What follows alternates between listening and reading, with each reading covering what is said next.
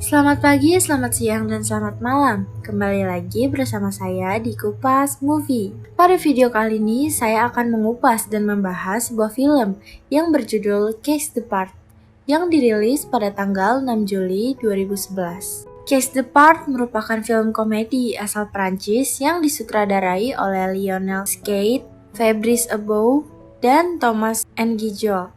Film ini menceritakan tentang saudara tiri yang berpisah selama 20 tahun. Mereka bernama Regis dan Joel. Keduanya menjalani kehidupan yang jauh berbeda. Dengan bodohnya, mereka merobek kertas pembebasan nenek moyangnya dari perbudakan. Tiba-tiba, mereka kembali ke tahun 1780 Masehi dan melakukan pemberontakan. Lalu, apa yang akan terjadi pada mereka berdua? Tidak usah berlama-lama, langsung saja siapkan bantal, ambil selimut, dan langsung rebahan. Karena alur akan segera dimulai. Eits, tapi sebelum itu saya mengingatkan untuk subscribe channel ini dan aktifkan lonceng notifikasi agar tidak ketinggalan video terbaru dari Kupas Movie. Film dimulai dengan memperlihatkan seorang pria asal Madrid yang ingin menjemput akan anaknya sekolah. Pria ini bernama Joel. Dia merupakan orang kulit hitam yang banyak gaya. Padahal dia nggak punya duit sama sekali dan baru keluar dari penjara. Kemudian ia pun bertemu dengan temannya dan mengobrol. Ternyata Joel ini seorang muslim, tetapi dia sering nyopet cuy. Saat di busway, Joel nggak bisa bayar tiket dan malah malakin seorang bocah. Bocah yang takut karena melihat muka Joel yang mirip alien langsung memberikan uangnya. Lalu ada seorang kulit hitam yang gak suka melihat kelakuan Joel, lalu menendang Joel keluar.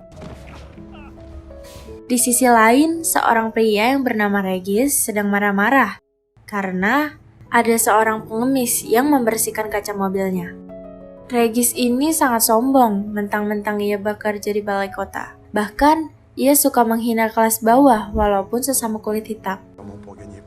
Saat makan siang, Regis ditelepon oleh pamannya yang memberitahu bahwa ayahnya sedang sekarat. Istrinya bingung karena Regis pernah bilang kalau ayahnya sudah mati. Lalu, istrinya pun sangat marah kepada Regis. Saat Joel sampai di rumah, ia dimarahi oleh ibunya karena telah memalak anak kecil hanya karena untuk membayar busway. Tak lama, Joel juga mendapat telepon dari pamannya untuk segera datang karena ayahnya sedang sekarat. Lalu, Joel langsung berangkat ke stasiun dan tidak sengaja ia bertemu dengan Regis yang ternyata mereka masih satu saudara, yaitu satu ayah tetapi beda ibu. Di tengah perjalanan, mereka tampak sangat akrab.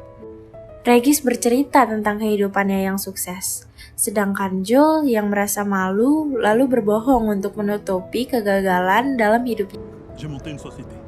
Setelah sampai di rumah ayahnya, mereka bingung karena ada banyak anak perempuan. Kemudian pamannya menjelaskan bahwa selama ini ayahnya suka berkelana dan memiliki banyak istri.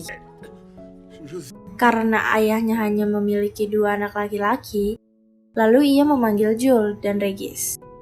Sebelum meninggoy, dia memberitahukan bahwa mereka akan mewarisi harta karun yang sangat besar. Hal ini membuat Joel dan Regis sangat penasaran dengan harta karun tersebut. Namun, mereka sangat kecewa karena harta karun tersebut hanyalah selembar kertas pembebasan dari nenek moyang mereka. Di masa lalu, kertas dokumen ini diberikan kepada beberapa budak yang sangat berjasa bagi tuannya. Namun, dengan bodohnya, Regis dan Joel merobek kertas itu. Bahkan, mereka mengejek dan menertawakan warisan dari ayahnya itu.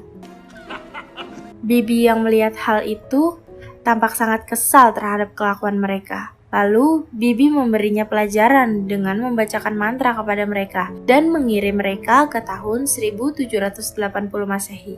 Di mana saat itu perbudakan masih diperjualbelikan. Ketika Joel dan Regis terbangun, mereka kebingungan karena mereka berada di tengah padang savana.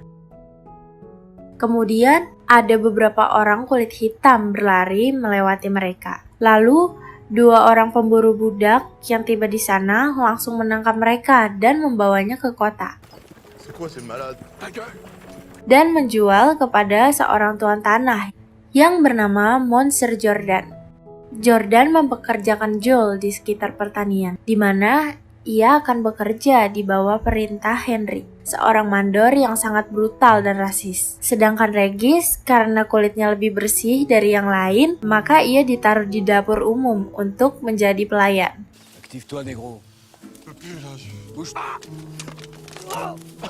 Setelah beberapa hari terperangkap di zaman itu, mereka akhirnya mengetahui bahwa mereka telah terperangkap di tahun 1780 Masehi. Keesokan harinya, para budak dikumpulkan dan dipaksa untuk mendengarkan pendeta membacakan Alkitab palsu tentang orang kulit hitam yang harusnya mematuhi orang kulit putih. Namun, Joel dan Regis yang bisa membaca itu pun menolak perkataan pendeta.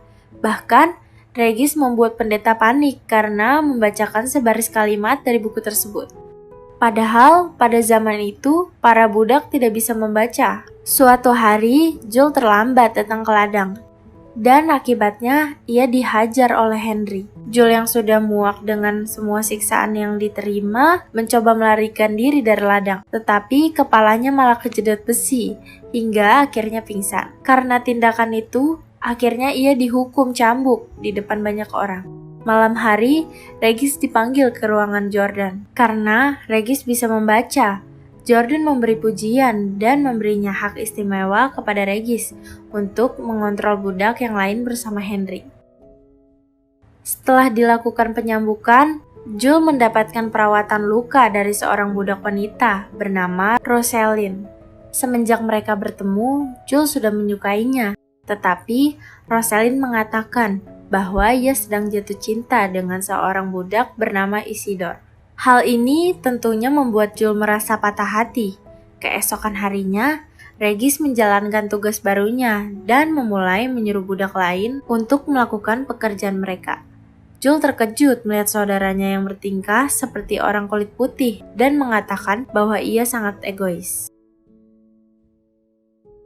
Namun, Regis tidak peduli dan tetap setia kepada majikannya. Dia selalu melaporkan pekerjaannya setiap hari kepada Jordan. Pada akhirnya, semua orang dari keluarga pemilik ladang itu mengetahui tentang kemampuan Regis membaca. Mereka mulai mengejek dan menertawakannya. Tetapi, Regis mengejutkan semua orang dengan memainkan piano dengan indah.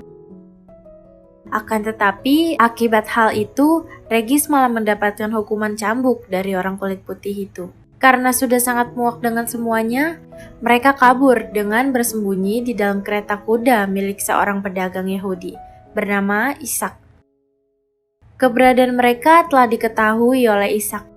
Beruntung, ia tidak melaporkan dan malah menyambut mereka dengan sangat ramah.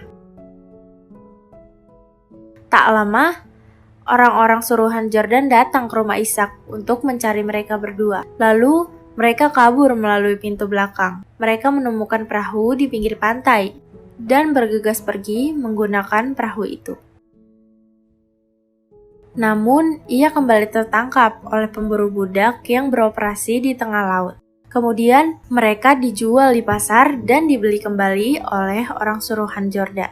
Beruntung, saat di perjalanan pulang, mereka diselamatkan oleh suku asli di sana, yaitu suku Marun. Suku ini berisi orang-orang yang dulunya pernah menjadi budak. Namun, ketika ketua suku sedang memprovokasi untuk membunuh orang kulit putih, Regis yang istrinya dari orang kulit putih itu pun menolak provokasi itu. Akibatnya, mereka dikejar oleh suku Marun karena telah dianggap berkhianat. Beruntung, mereka berhasil selamat dari kejaran suku Marun. Di pagi harinya, mereka terbangun dan melihat si Bibi yang lagi duduk santai melihat mereka. Bibi mengatakan bahwa apa yang mereka alami saat ini karena mereka sudah merobek kertas pembebasan orang kulit hitam yang susah payah didapatkan oleh nenek moyangnya. Dan Bibi memberitahu, jika mereka ingin kembali ke masa depan, maka mereka harus menjodohkan nenek moyang mereka bernama Isidore dan Rosalind. Mereka harus kembali ke perkebunan untuk menyatukan Isidore dan Rosalind. Lalu di malam harinya, saat orang kulit putih mengadakan sebuah pesta. Kemudian Jules dan Regis juga mengadakan pesta untuk para budak. Mereka mencuri Amer dan memberikan kepada Isidore dan Rosalind agar mereka mabuk dan bisa menidurkannya berdua. Akhirnya mereka berhasil melakukannya dan mereka bersiap menyalakan rokok yang diberikan Bibi dan akan kembali ke masa depan. Namun mereka ingin balas dendam terlebih dahulu kepada orang kulit putih. Dengan sombongnya, mereka datang ke pesta dan mempermalukan orang kulit putih dengan mencium, menjilat, serta menamparnya. Tiba-tiba, Henry menerobos masuk dengan membawa senapan.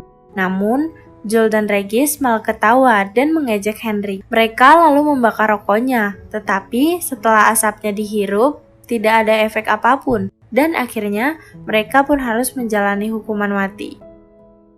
Pada saat akan dieksekusi, tiba-tiba anak pemilik perkebunan yang bernama Victor lari dan lompat ke sungai karena tidak setuju dengan ayahnya yang akan mengeksekusi mereka.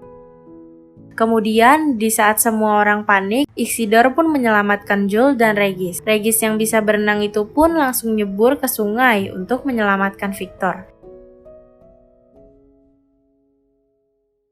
Akhirnya, ia berhasil menyelamatkannya. Karena anaknya diselamatkan oleh Regis dan Jules, maka mereka diberikan surat pembebasan. Tetapi dia menolak, dan sebagai gantinya, mereka memilih Isidore dan Rosalind yang mendapatkan surat pembebasan itu. Lalu, Isidore dan Rosalind pamit dan berterima kasih kepada mereka berdua. Kemudian, Henry datang dan menyuruh mereka untuk lanjut bekerja. Henry lalu merokok dan mencoba meniup asapnya kepada mereka berdua. Jules dan Regis yang menghirup asap itu tiba-tiba menghilang. Akhirnya mereka kembali ke masa depan, di mana mereka melihat si Bibi yang tersenyum sambil memegang surat pembebasan itu. Beberapa bulan kemudian, Jules telah bekerja sebagai kuli bangunan. Namun, ia masih mengeluh karena upahnya yang terlalu kecil. Hal ini karena mandornya masih sedikit rasis terhadap orang kulit hitam. Adegan berpindah ke rumah Regis, di mana mereka menjadi sangat akrab. Namun, anak mereka merobek kertasnya. Dan film pun selesai. Begitu alur cerita Case the Part yang dirilis pada tahun 2011. Semoga kalian mengerti dengan alur cerita kali ini. Sampai jumpa di alur film berikutnya.